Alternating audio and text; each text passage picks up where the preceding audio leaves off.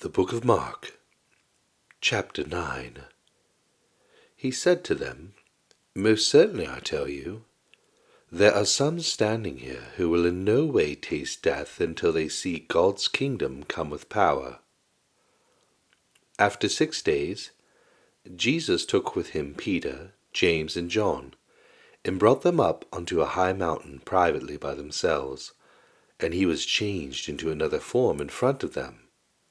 His clothing became glistening, exceedingly white, like snow, such as no launderer on earth can whiten them. Elijah and Moses appeared to them, and they were talking with Jesus. Peter answered Jesus, "Rabbi, it is good for us to be here. Let's make 3 tents, one for you, one for Moses, and one for Elijah." For he didn't know what to say, for they were very afraid. A cloud came, overshadowing them, and a voice came out of the cloud. "This is my beloved Son. Listen to him." Suddenly, looking around, they saw no one with them any more, except Jesus only.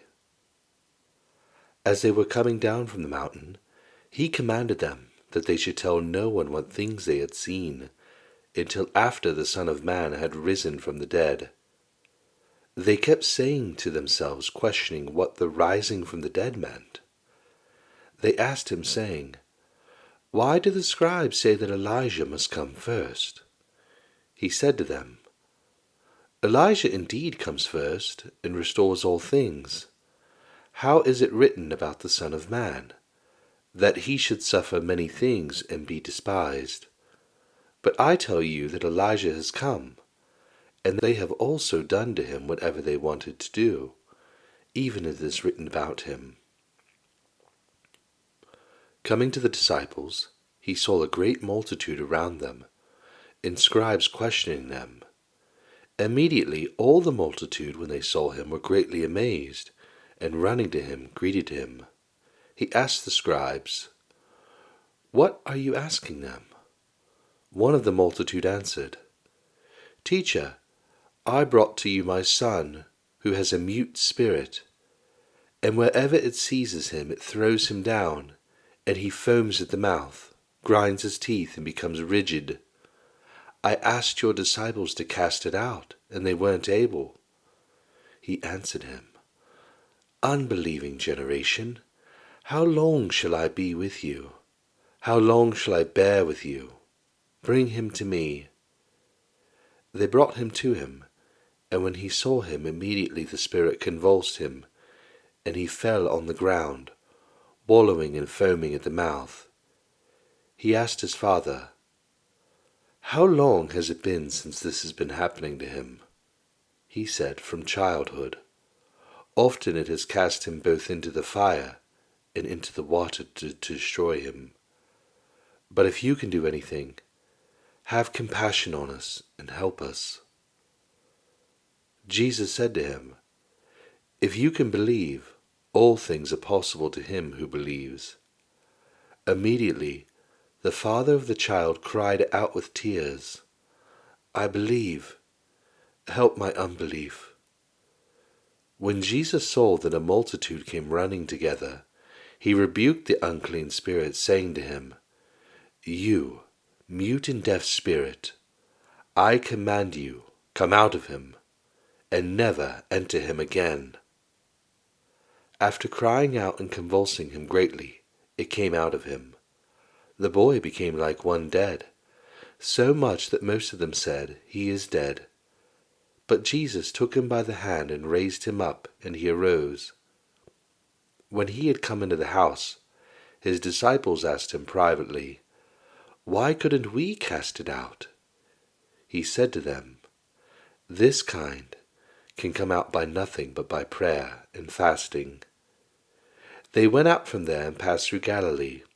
He didn't want anyone to know it, for he was teaching his disciples and said to them, "The Son of Man is being handed over to the hands of men, and they will kill him, and when he is killed, on the 3rd day he will rise again." But they didn't understand the saying, and were afraid to ask him.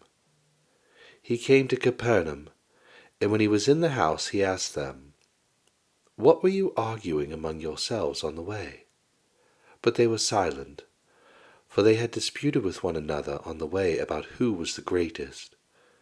He sat down and called the 12, and he said to them, "If any man wants to be first, he shall be last of all, and servant of all."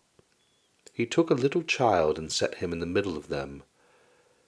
Taking him in his arms, he said to them, "Whoever receives one such little child in my name receives me, and whoever receives me doesn't receive me, but him who sent me." John said to him, "Teacher, we saw someone who doesn't follow us casting out demons in your name, and we forbade him because he doesn't follow us." But Jesus said, "Don't forbid him, for there is no one who will do a mighty work in my name and be able to quickly to speak evil of me. For whoever is not against us is on our side. For whoever will give you a cup of water to drink in my name because you are Christ, most certainly I tell you, he will in no way lose his reward. Whoever will cause one of these little ones who believe in me to stumble, it would be better for him if he were thrown into the sea with a millstone hung around his neck. If your hand causes you to stumble, cut it off. It is better for you to enter into life maimed, rather than having your 2 hands to go into Gehenna, into the unquenchable fire, where their worm doesn't die, and the fire is not quenched. If your foot causes you to stumble, cut it off. It is better for you to enter into life lame, rather than having your 2 feet to be cast into Gehenna, into the fire that will never be quenched, where their worm doesn't die, and the fire is not quenched. If your eye causes you to stumble, throw it out. It is better for you to enter into God's kingdom with 1 eye, rather than having 2 eyes to be cast into Gehenna, a fire where their worm doesn't die and the fire is not quenched. For everyone will be salted with fire, and every sacrifice will be seasoned with salt. Salt is good, but if the salt has lost its saltiness, with what will you season it? Have salt in yourselves, and be at peace with one another."